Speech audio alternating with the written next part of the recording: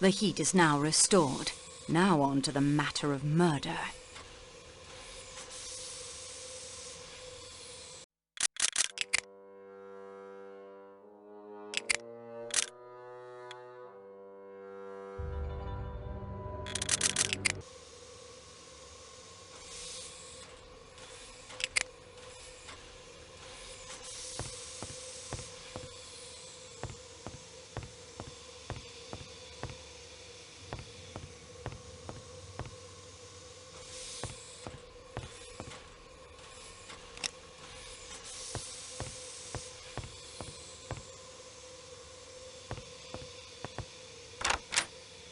Do not disturb me. I do not have enough vinegar or olive oil for the Count and Countess. I will be shamed. Well, I never.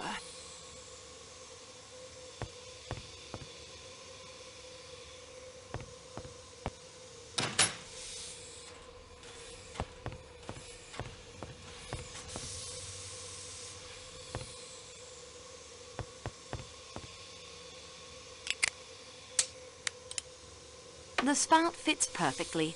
The valve prevents it from pouring until turned. This spout fits just as well as the first.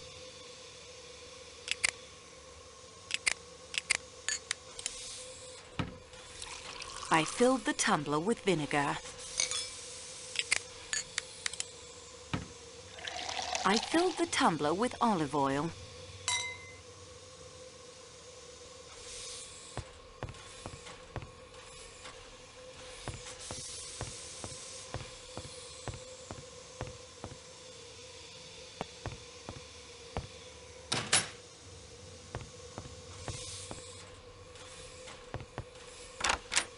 I have the olive oil and vinegar you need for tonight's meal. Let me see then. Yeah, this olive oil is fresh enough and of sufficient quality. The quality of this vinegar will have to do, but there is not nearly enough. Tell me at once where you found it. In the baggage car. There must be far more vinegar for the authentic Elderfeld salad. I will get it myself. That will do nicely.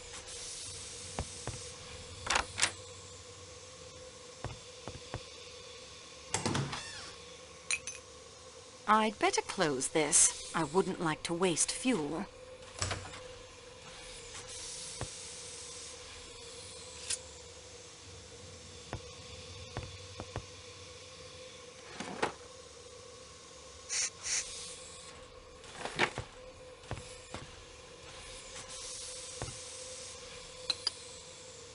Such a cramped kitchen. I can't imagine how Klaus puts up with it.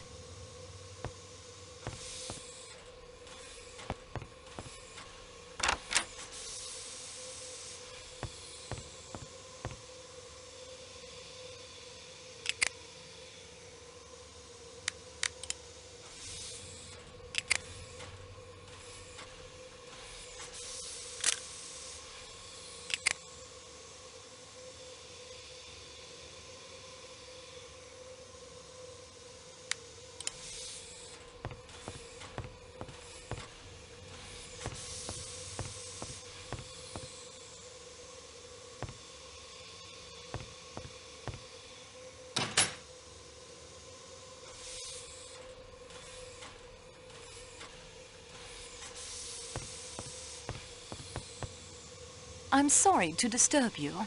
Not at all. As you can see, I'm not exactly occupied at the moment. And I do know you're helping that funny little Belgian detective. What can I do for you? May I have your passport, please? It's in my compartment. Feel free to collect it. Your full name, permanent address, and age, please. Mary Hermione Debenham, 32. I'm between permanent addresses at the moment. What can you tell me of the murder last night? I'm afraid I have nothing to tell you.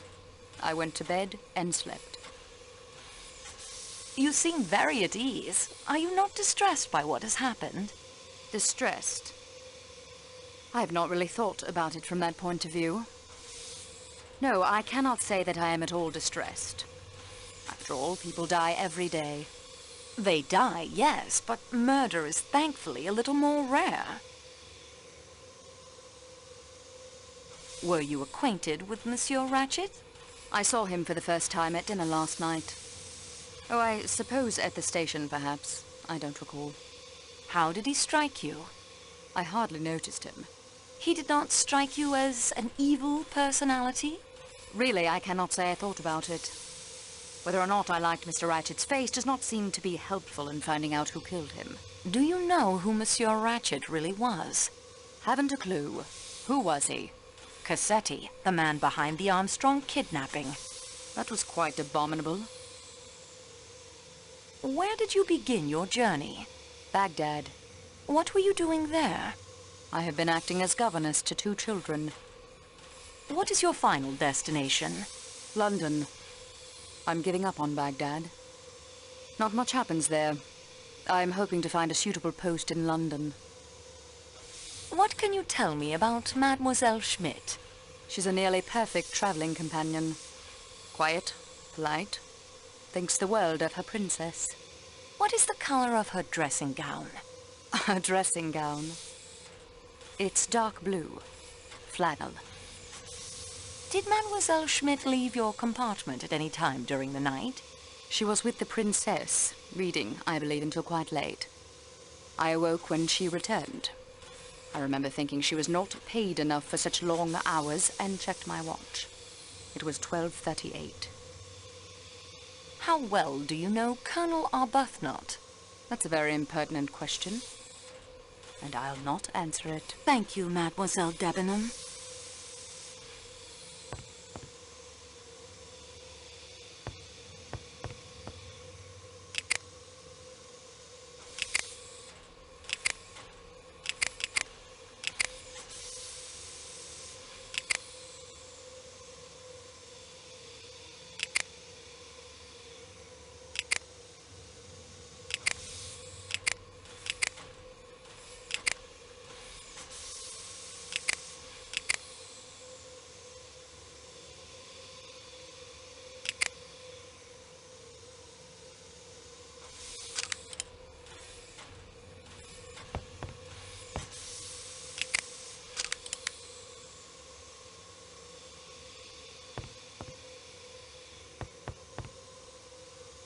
Count Andrigny, I am acting on behalf of Monsieur Hercule Poirot in this matter.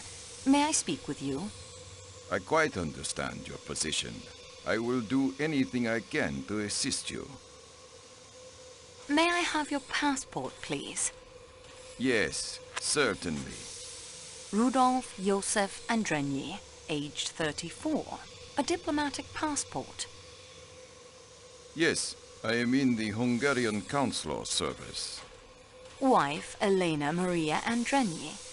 Age 20? Yes, we have only been married a year. Aged 20, thank you. Are you aware of the identity of the deceased, monsieur? If you want to know his name, surely it is in his passport. The name on his passport is Ratchet. That is not his real name. He is in fact Cassetti, who was responsible for the kidnapping and death of a child in America. Ah, that certainly should throw light upon the matter. Have you been to America, Monsieur Leconte? Yes, I was in Washington for a year. Extraordinary country. Did you know the Armstrong family? The kidnapped victims. Yes. Armstrong. It is difficult to recall. So many diplomatic functions. So many hands to shake. I cannot recall. I'm sorry. Can you tell me how you spent the evening after dinner last night? We had my wife's compartment made up while we were at dinner. On returning, we sat up in mine playing piquet. At about 11 o'clock, my wife retired for the night. The attendant made up my compartment, and I also went to bed. The sudden stop of the train awakened you? Naturally. I learned from the attendant of the avalanche, then went in to my wife and comforted her. When did you return to your own compartment? Well, I didn't, actually. That is to say, I did not like to leave my wife alone after the shock. We passed the remainder of the night together. Other than the train stopping, did you notice anything unusual? No, I don't think so. I dropped off to sleep sometime before 2 a.m. and slept through until this morning. You didn't hear the commotion in the compartment next to yours? The American lady who occupies it had quite an attack of hysterics and rang repeatedly for the attendant. When was this? At approximately 1:15. No, I'm afraid I didn't notice. Do you smoke, Monsieur Lecomte? The occasional cigar only. They are always offered to me, you understand, but I do not much like them. Good day, Monsieur Lecomte. Countess, may I ask you some questions regarding the death of Monsieur Ratchet? I'm not sure what I can do to help, but I'll try. Have you been to America? No, mademoiselle. My husband was posted there. Diplomatic duties. But we were not married then. What is the color of your dressing gown? Why do you ask me that? Detectives have to ask all sorts of questions. Forgive me. It is yellow. Corn-colored chiffon. Are you really a detective, mademoiselle? I was told you worked for the railway. Well, I'm assisting a detective. That's what I meant. Is he a Yugoslavian detective? I think he would tell you he belongs to the world, madame. When did you fall asleep last night? Soon after 1 o'clock, I believe. Did you hear or see anything unusual last evening? After the train stopped? Yes. No, I don't think so. You didn't hear Mrs. Hubbard ringing her bell and calling out at around 1:15? No, it would be very unlikely if I did. I'm sorry. That will do for now, Countess.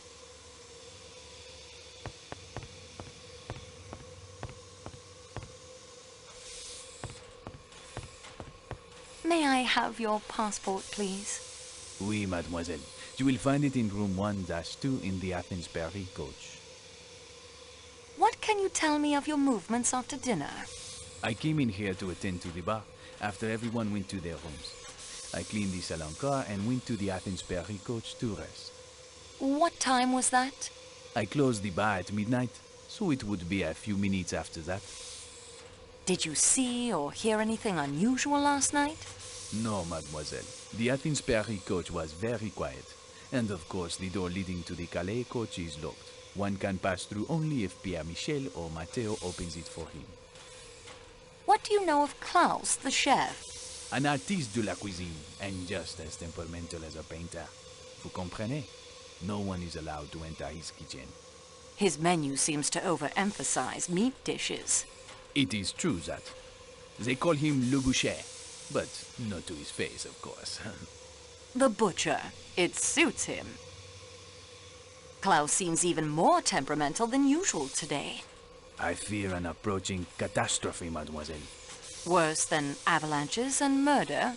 Certainement. Special dinner menus, as you no doubt know, are printed in advance of our departure in Istanbul. Here is tonight's menu. As you can see, tonight is to serve Wiener Schnitzel and Eldafe salad, native dishes of Austria, in honor of the Count and Countess Andreni. Veal and potatoes. Why does this not surprise me? But so many have asked for the salads, almost in defiance of Chef Klaus, and the porters have failed to put aboard enough vinegar and olive oil for the Eldafe salad.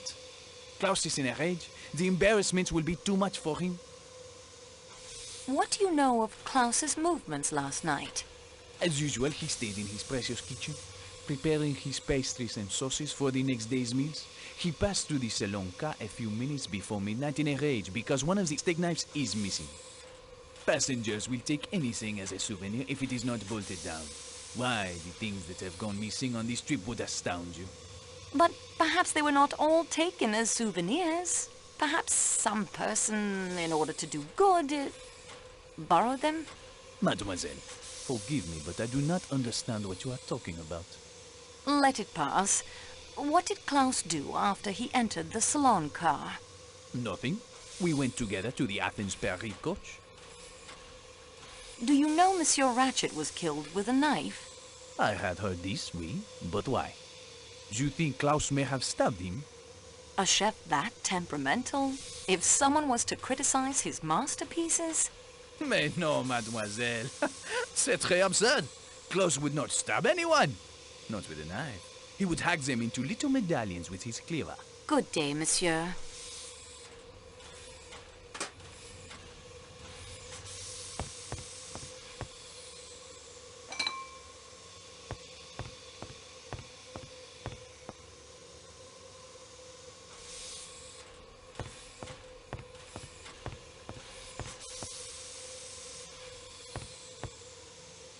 Monsieur Foscarelli. Ah, Signorina! I have been told you aid the great Hercule Poirot in his investigations. I will help you in any way I can. May I have your passport, please? Of course, of course! Here you are! You are Antonio Foscarelli. I see here you are a naturalized American citizen. Yes, Signorina. It is better for my business. I am, as you can see, a salesman of motor cars. I do big business. I am up to date. I understand salesmanship. What do you smoke? A pipe, cigarettes, cigars? Cigarettes only. You travel frequently to and from the United States? Yes, for the past 10 years or so. Did you ever come across Monsieur Ratchet? Never, but I know the type. Oh, yes. It is very respectable, very well dressed, but underneath it is all wrong. I should say he was a big crook. I give you my opinion for what it is worth. Your opinion is quite right. Monsieur Ratchet was Cassetti, the kidnapper. What did I tell you? I have learned to read the face. It is necessary. Only in America do they teach you the proper way to sell. Please tell me your movements last night after dinner. With pleasure. I stay here in the salon car for a while. It is more amusing. I play cards with the American gentleman who sells the typewriter ribbons. We talk shop. Afterwards, we retire to my compartment and play the cards some more. And talk more shop. That one, though, he is not the salesman Foscarelli is, I can tell you. Do you remember the Armstrong case? I do not quite remember, but yes. The name, it was a little girl, was it not? A baby, una bambina. Yes. Ah, well, these things, they happen, even in a great country like America. Have you ever come across any members of the Armstrong family? It is difficult to say. I see so many people, you understand. I'll give you some figures. Last year alone, I sold... Please, monsieur, confine yourself to the point. With a great pleasure. What time did you go to your compartment? Oh, it was early. 8:30 or so. What time did you stop playing cards in your room? Not yet 10 o'clock. That stuffed shirt of a valet who shares the compartment with me came back from attending his master. A miserable people, the English. Not sympathetic. He sits in the corner, very stiff, reading a book. Mr. Hardman and I, we lose our taste for the cards, and Mr. Hardman, he goes off to his own room. The attendant makes up our beds. What time did you go to bed? I lay on my bunk for a while. The Englishman has, I think, the toothache. He gets out a little bottle of stuff that smells very strong. Moans and groans. I drop off around 10:30. Whenever I wake, I hear him groaning. Do you know if Monsieur Masterman left the room at all during the night? I do not think so. If the door opened, the light from the corridor, one wakes up automatically thinking it is the customs examination at some frontier. Did Monsieur Masterman ever speak of his master? I tell you, he did not speak, even to introduce himself. He was not as sympathetic, a fish. That will do for now, Monsieur Foscarelli.